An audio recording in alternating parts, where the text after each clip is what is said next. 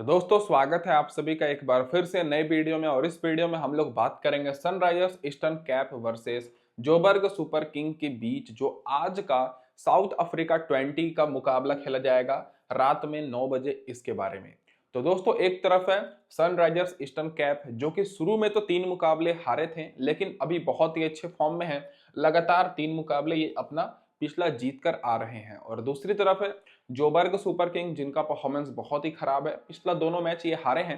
तो इस वीडियो में जानेंगे कौन सी टीम्स की तरफ से हमें ज्यादा खिलाड़ी को रखना चाहिए और कौन से ऐसे खिलाड़ी हैं जिनको कम लोगों ने लिया है और वो आप लोग के लिए इंपॉर्टेंट रहेंगे।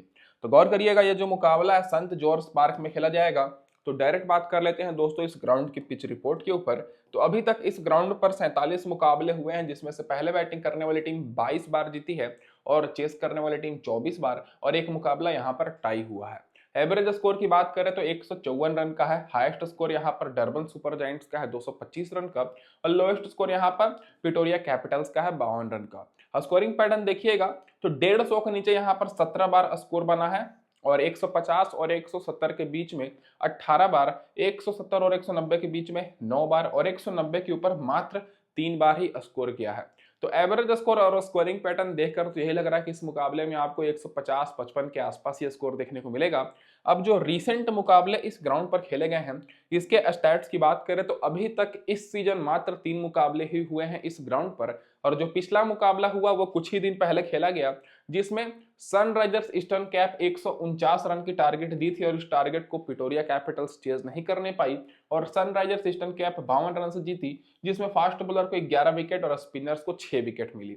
उससे पहले एक और मुकाबला हुआ था इसी सीजन, उस मुकाबले में डरबन सुपर जायंट्स पहले बैटिंग करते हुए 115 रन का टारगेट दी थी और इस टारगेट को सनराइजर्स ईस्टर्न कैप आसानी से चेस करके 6 विकेट्स जीत गया, जिसमें फास्ट बॉलर को 7 विकेट और स्पिनर को 5 विकेट मिली। और उससे पहले एक और मुकाबला हुआ था दोस्तों इसी सीजन, और इस मैच में एमआई कैप टाउन जीती थी 97 रन से, जिसमें फास्ट बॉलर को 13 विकेट और स्पिनर को 3 विकेट मिली। तो पिछला जो 3 मैच इस ग्राउंड पर हुआ है उसमें देखा जाए तो back to back 2 match Sunrisers Eastern Cape जीती है, और इस ग्राउंड पर विकेट बहुत ही गिर रहे हैं दोस्तों। मतलब साफ है कि आपको बॉलर्स पर भी फोकस करना है टीम बनाते समय, और पिछले 3 मुकाबले मिलाकर फास्ट बॉलर को 31 विकेट मिली है और स्पिनर को 14 विकेट। तो आप लोग समझ ही सकते हैं कि फास्ट बॉलर और स्पिनर्स इस मुकाबले में कितने इंपॉर्टेंट रहेंगे, जिसमें से फर्स्ट इनिंग में फास्ट बॉलर को 16 विकेट मिली है और स्पिनर को मात्र 6 विकेट, और सेकंड इनिंग में फास्ट बॉलर को 15 विकेट मिली है और स्पिनर्स को मात्र 8 विकेट। तो आपको फास्ट बॉलर पर ज्यादा फोकस करना है टीम बनाते समय। अब डायरेक्ट बात कर लेते हैं दोस्तों यहाँ पर क्या रहेगी प्लेइंग 11 दोनों टीम्स की। तो उससे पहले मैं अपने भाइयों को यह बोल दूं कि अगर वीडियो पहली बार आए हैं दोस्तों तो चैनल को सब्सक्राइब कर दीजिएगा और वीडियो को लाइक कर दीजिए ताकि इसी तरह के सारे मैचेस की अपडेट्स आपको मिलती रहे, और लाइक जरूर कर दीजिएगा। तो इधर से डी बैडगम ओपनिंग करते हुए दिखेंगे सनराइजर्स ईस्टर्न कैप की तरफ से जैक कार्ले के साथ, और इनका प्लेइंग 11 में कोई बदलाव नहीं होगा क्योंकि लगातार चेंजेस नहीं हो रहे हैं, क्योंकि लगातार मैचेस जीत रही है टीम। फिर टॉम एबेल आएंगे, फिर जॉर्डन हरमैन, फिर एडन मार्करम, फिर ट्रिसान स्टोप्स, फिर मार्को जेनसन जो कि बहुत अच्छे फॉर्म में है, लियाम डॉनसन, सिमर हार्मर, फिर ओब आर्टमैन और रिचर्ड ग्लेसन। पावर प्ले में मार्को जेनसन तो बॉलिंग कराएंगे ही, साथ निभाने आएंगे रिचर्ड ग्लेसन, और आखिरी ओवर में बार्टमैन और रिचर्ड ग्लेसन बॉलिंग कराएंगे। अब बात कर लेते हैं जोबर्ग सुपर किंग की प्लेइंग 11 के बारे में। तो इनके प्लेइंग 11 में पिछले मैच में काफी चेंजेस हुए थे बॉलिंग से।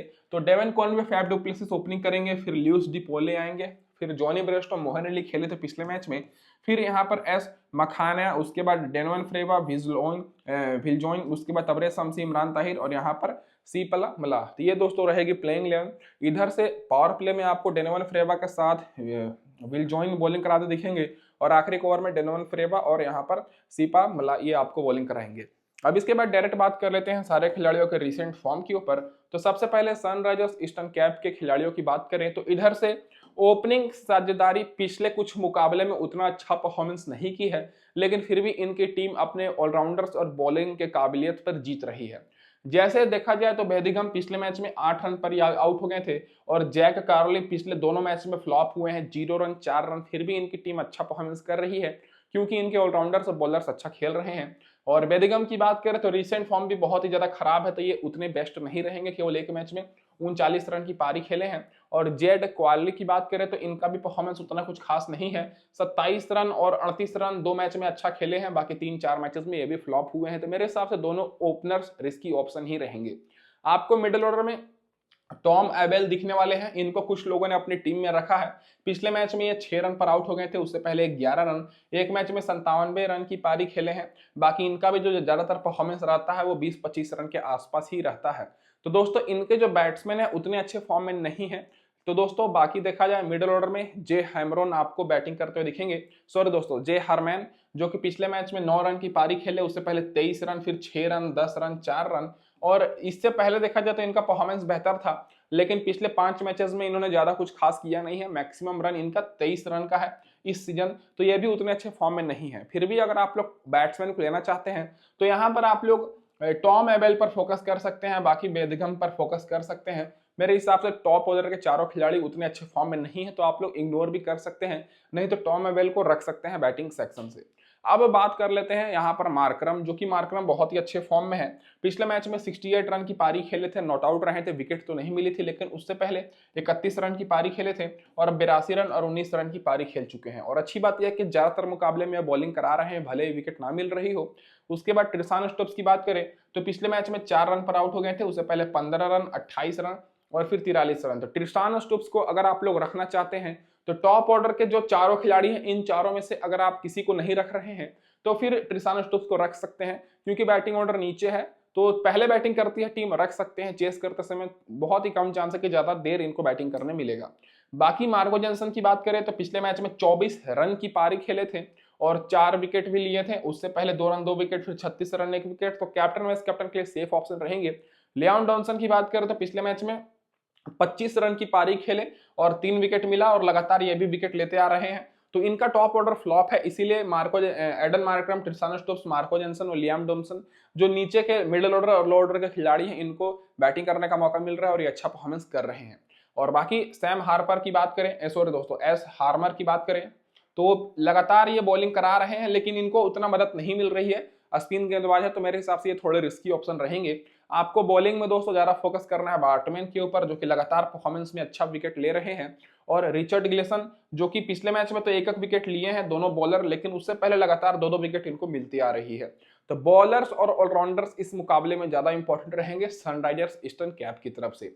अब बात कर लेते हैं जो खिलाड़ी बेंच पर बैठे हैं। तो दोस्तों पैट्रिक क्रूगर बेंच पर बैठे हैं, क्रेग ओवरटन हो गए, फिर यहाँ पर डी स्मिथ हो गए। तो पिछले 2 मुकाबले में बिल्कुल बदलाव नहीं हुआ है, क्योंकि लगातार टीम जीत रही है, पिछला मैच भी जीती है, तो चेंजेस के चांसेस ना के बराबर हैं। तो अब इधर से जितने भी खिलाड़ी मैंने लिखा है जो बेंच पर बैठे हैं, आप लोग रिकॉर्ड देख सकते हैं, मैं ज्यादा टाइम वेस्ट नहीं करूंगा।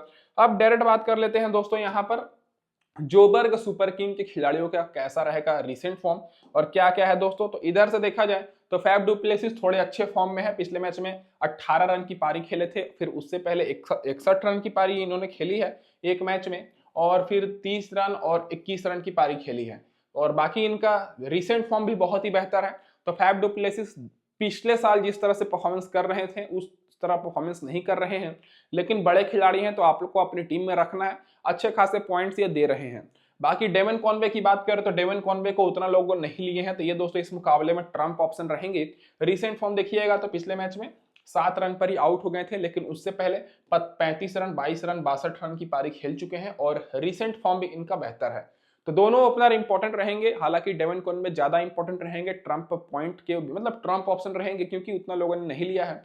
बाकी ल्यूइस डी पोले की बात करें तो पिछले दोनों मैच में ये फ्लॉप परफॉर्मेंस दिए हैं, 6 रन और 5 रन, लेकिन रिसेंट में 38 रन, 24 रन और 73 रन की भी पारी खेल चुके हैं। तो अगर आप लोग दोनों ओपनर्स को अपनी टीम में रख रहे हैं तब ल्यूइस डी पोले को ड्रॉप कर सकते हैं, नहीं तो ल्यूइस डी पोले को लेना चाहते हैं तो फिर आपको डेवन कॉनवे को ड्रॉप करना है। सिंपल बात है, डेवन कॉनवे और ल्यूइस डी पोले दोनों में से किसी एक को ही आपको अपनी टीम में रखना है, क्योंकि दोनों का परफॉर्मेंस एक जैसा है, कभी चल जाते हैं कभी फ्लॉप हो जाते हैं।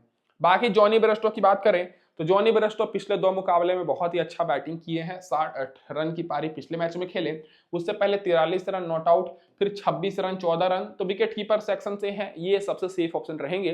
तो आपको डेवन कॉनवे और जॉनी बेयरस्टो दोनों को भी ले सकते हैं, नहीं तो जॉनी बेयरस्टो को तो लेकर चलना ही है, बहुत अच्छे परफॉर्मेंस कर रहे हैं। बाकी मोहन अली की बात करें तो अभी तक मात्र 2 मैच खेले हैं, पिछले मैच में बहुत ही बुरी तरीके से फ्लॉप हुए थे, लेकिन उससे पहले इनको 2 विकेट मिली थी। रिसेंट फॉर्म एक मैच में बेहतर है, 51 रन, बाकी एक मैच में 14 रन, 1 विकेट, तो उतना भी अच्छा परफॉर्मेंस नहीं है, तो मोहिन अली को आप लोग ड्रॉप कर सकते हैं। और अगर जोबर्ग सुपर किंग की टीम पहले गेंदबाजी करती है तब रख सकते हैं, वो भी केवल ग्रैंड लीग में। बाकी यहाँ पर एस मखान की बात करें तो पिछले मैच में 17 रन की पारी खेले। बाकी रिसेंट फॉर्म इनका भी उतना कुछ खास नहीं है, तो ये भी दोस्तों रिस्की ही ऑप्शन रहेंगे। अब मिडिल ऑर्डर के बाद अब लो ऑर्डर से बात करें तो यहाँ पर आपको डेनोवन फ्रेवर देखने को मिलेंगे जो कि ऑलराउंडर है और इनका परफॉर्मेंस बहुत ही बेहतर है। पहले ये बॉलिंग नहीं कराते थे लेकिन इस सीरीज में ये बॉलिंग करा रहे हैं। शुरू में 26 रन 2 विकेट, फिर 2 विकेट, फिर 18 रन और पिछले मैच में 32 रन 1 विकेट की पारी खेले। तो ये दोस्तों इस मुकाबले के लिए इंपॉर्टेंट रहेंगे। अगर आप लोग मोहिन अली के साथ इनको लेते हैं तो आपकी टीम और भी यूनिक बन जाएगी, क्योंकि ये दोनों ऑलराउंडर्स को एक साथ अपनी टीम में कोई भी नहीं रखने वाला है। मैक्सिमम लोग डेनोवन फ्रेवा पर ही फोकस करेंगे। बाकी यहाँ पर एच विल जॉइन की बात करें तो पिछले मैच में 2 विकेट मिली, रिसेंट फॉर्म बेहतर है, तो ये दोस्तों इस मुकाबले में ट्रम्प ऑप्शन हो सकते हैं। बाकी तबरेज शम्सी को पिछले 2 मुकाबले से विकेट नहीं मिल रही है और इस ग्राउंड पर भी स्पिनर को उतना मदद नहीं मिल रही है, तो आप लोग शम्सी की जगह पर विजलॉन को रख सकते हैं। बाकी इमरान ताहिर को भी लगातार विकेट नहीं मिल रही है और मात्र एक विकेट ही ले रहे हैं, तो उतने सेफ ऑप्शन नहीं रहेंगे। और यहाँ पर सिपा मला की बात करें तो इनका भी परफॉर्मेंस कुछ खास नहीं है, बहुत ही पहले परफॉर्मेंस बेहतर था, तो आप लोग बॉलर पर इधर कम ही फोकस करिएगा। इधर से आपको थोड़ा बैट्समैन और ऑलराउंडर्स पर फोकस करना है और बॉलर पर आपको ज्यादातर सनराइजर्स ईस्टर्न कैप की तरफ से फोकस करना है जो कि अच्छे फॉर्म में है। अब जो खिलाड़ी बेंच पर बैठे हैं तो वैन लूब बेंच पर बैठे हैं, पिछले मैच में नहीं खेले थे तो ये खेल सकते हैं। इवान जोन्स को मौका मिल सकता है। बाकी पथिराना नहीं खेले थे पिछले मैच, डेविड वेज को भी बैठा दिया गया था। तो जो खिलाड़ी बेंच पर बैठे हैं सारे खिलाड़ियों का रिकॉर्ड मैंने लिखा है, तो इधर से आप लोग वीडियो पॉज करके देख सकते हैं। अब डायरेक्ट बात कर लेते हैं दोस्तों यहाँ पर हेड टू हेड रिकॉर्ड्स के ऊपर, तो ज्यादा टाइम वेस्ट नहीं करूंगा। सबसे पहले सनराइजर्स ईस्टर्न कैप की तरफ से बात करें तो हेड टू हेड में देखा जाए तो सबसे बेहतर जो रिकॉर्ड है वो मार्करम का ही है। 3 मैच खेले हैं, 139 रन बनाए हैं 46 के एवरेज के साथ और 2 विकेट मिला है। और बाकी देखा जाए तो उतना कुछ खास रिकॉर्ड नहीं है। मार्को जेनसन का बेहतर है, 4 मैच में 4 विकेट और बॉलिंग से किसी का भी उतना खास नहीं है हेड टू हेड में। अब ग्राउंड की पर बात करें तो ग्राउंड पर रिकॉर्ड इनका बेहतर है क्योंकि इनका होम ग्राउंड है, तो बेदगम ग्राउंड पर मात्र 15 का एवरेज है, जैक कार्ली का भी कुछ खास नहीं है। टॉम एबेल का 43 का है, तो Tom Abell head to head में भी 26 का एवरेज है और ग्राउंड पर भी 43 का है, तो ये इंपॉर्टेंट हो सकते हैं। बाकी एडन मार्करम की बात करें तो एडन मार्करम का रिकॉर्ड बेहतर है, 5 विकेट मिला है और साथ ही में 44 का एवरेज है। इस ग्राउंड पर 350 के आसपास रन बनाए हैं, तो हेड टू हेड में और ग्राउंड पर भी रिकॉर्ड अच्छा है, तो मार्करम पर आपको फोकस करना है। बाकी दोस्तों ट्रिसानो स्टोप्स का भी इस ग्राउंड पर रिकॉर्ड बेहतर है। मार्को जेनसन का सबसे बेहतर है, 11 मैच में 16 विकेट। बाकी ओ बार्टमैन का बेहतर है, 8 मैच में 16 विकेट। बाकी सारे बॉलर्स का आप लोग यहाँ पर देख सकते हैं। तो सबसे जो बेहतर रिकॉर्ड है वो बॉलिंग में मार्को जेनसन का है और ओ बार्टमैन का है, और रिचर्ड गिलेसन का भी बेहतर है, 4 मैच में 7 विकेट मिला है इस ग्राउंड पर। अब डायरेक्ट बात कर लेते हैं दोस्तों यहाँ पर जोबर्ग सुपर किंग के खिलाड़ियों का हेड टू हेड रिकॉर्ड और वेन्यू रिकॉर्ड के बारे में। तो इधर से फैफ डु प्लेसिस का 32 का एवरेज है, ल्यूइस डिपोली का 23 का है हेड टू हेड में। ग्राउंड पर देखा जाए तो ये दोनों खिलाड़ियों का ग्राउंड पर भी बेहतर है, तो अगर आप लोग डेविन कॉनवे को नहीं रख रहे हैं तो अब ल्यूइस डिपोली और फैफ डु प्लेसिस दोनों इंपॉर्टेंट रहेंगे। बाकी किसी का उतना कुछ खास नहीं है और नीचे से देखा जाए तो उतना भी कुछ खास रिकॉर्ड नहीं है। बाकी यहाँ पर तबरेज शम्सी 3 मैच में 2 विकेट लिए हैं सनराइजर्स ईस्टर्न कैप के खिलाफ। तो ये तो हो गई दोस्तों यहाँ पर हमारी हेड टू हेड रिकॉर्ड और वेन्यू रिकॉर्ड दोनों टीम्स की। अब डायरेक्ट बात कर लेते हैं दोस्तों यहाँ पर रीसेंट फॉर्म और दोस्तों head to head overall record. तो दोनों टीम्स के बीच 4 मैचेस हुए हैं। सनराइजर्स ईस्टर्न कैप 2 बार बाजी मारी है, जोबर्ग सुपर किंग 2 बार, लेकिन रिसेंट फॉर्म यहाँ पर सनराइजर्स ईस्टर्न कैप का बेहतर है। शुरू का 3 मैच हारे थे लेकिन रिसेंट का 3 मैच ये जीत कर आ रहे हैं। और वहीं बात करें तो शुरू का ये 2 मैच हारे थे लेकिन रिसेंट में इनका परफॉर्मेंस खराब है, रिसेंट के दोनों मैच ये हारे हैं जो कि आप लोग देख सकते हैं। अब ये तो हो गई दोस्तों यहाँ पर हमारी डिटेल एनालिसिस। अब टीम कॉम्बिनेशन की बात करें तो हमेशा की तरह इस वीडियो में आपको 2 प्रकार से टीम मिलेगी। पहली टीम स्मॉल लीग की रहेगी, दूसरी टीम ग्रैंड लीग की टीम रहेगी, रिस्की टीम रहेगी। तो स्मॉल लीग में दोस्तों मैंने क्या किया है कि 7 खिलाड़ी को मैंने रखा है जो सनराइजर्स ईस्टर्न कैप की तरफ से, और वहीं बात कर लेते हैं तो मैंने यहाँ पर जोबर्ग सुपर किंग की तरफ से 4 खिलाड़ी को ही रखा है। कैप्टन हमारे रहेंगे Marco Jansen, vice captain Leon Donson जो कि पिछले दोनों मैचेस में अच्छा परफॉर्मेंस किए हैं क्योंकि इनको बैटिंग भी मिल रहा है, क्योंकि इनका टॉप ऑर्डर परफॉर्मेंस अच्छा नहीं है सनराइजर्स ईस्टर्न कैप का, तो इनको बैटिंग मिल जा रहा है। बाकी मैंने मार्करम को रखा है यहाँ पे टॉम एबेल और जैक कॉर्ली के ऊपर मैं रिक्स ले रहा हूँ और रिक्स लेकर इन दोनों को अपनी टीम में रखा है। बाकी मैंने डेनॉन फ्रेवा को रखा हूँ, तबरेज शम्सी, ओ बार्टमैन और रिचर्ड गिलेसन। और इस टीम में बदलाव होगा तो मैं आपको टेलीग्राम पर अपडेट करूंगा, तो टेलीग्राम चैनल पर भी जुड़ जाइएगा। बाकी मैंने फैफ डु प्लेसिस और जॉनी ब्रेस्टो को लिया है जो कि शानदार परफॉर्मेंस कर रहे हैं ज्यादातर मैचेस में। तो ये हो गई हमारी स्मॉल लीग की टीम कॉम्बिनेशन। और दूसरी टीम की बात करें तो ये हमारी ग्रैंड लीग की टीम है।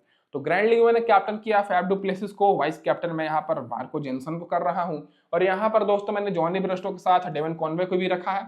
बाकी मैंने एक बैट्समैन लिया है सनराइजर्स ईस्टर्न कैप की तरफ से टॉम एबेल को। बाकी मैंने मार्को जेनसन और मार्करम, लेवेंडोल्सन, डेनवन फ्रेवा को रखा है। इधर से मैंने रिचर्ड ग्लेसन, बाटमैन और यहाँ पर विजलोइन को रख रहा हूँ। तो स्मॉल लीग के हिसाब से तबरेज शामसी बेस्ट रहेंगी, लेकिन ग्रैंड लीग में विजलोइन आप लोग को अच्छा खासा पॉइंट्स दे सकते हैं क्योंकि तेज गेंदबाज है। तो ये हो गया स्मॉल लीग की टीम, ये हो गई ग्रैंड लीग की टीम, और इससे भी बेहतर टीम आपको विनिंग टीम टेलीग्राम पर दी जाएगी टॉस के बाद। तो टेलीग्राम चैनल लिंक डिस्क्रिप्शन में, फटाफट से जुड़ जाइएगा। धन्यवाद दोस्तों आप सभी का वीडियो देखने के लिए।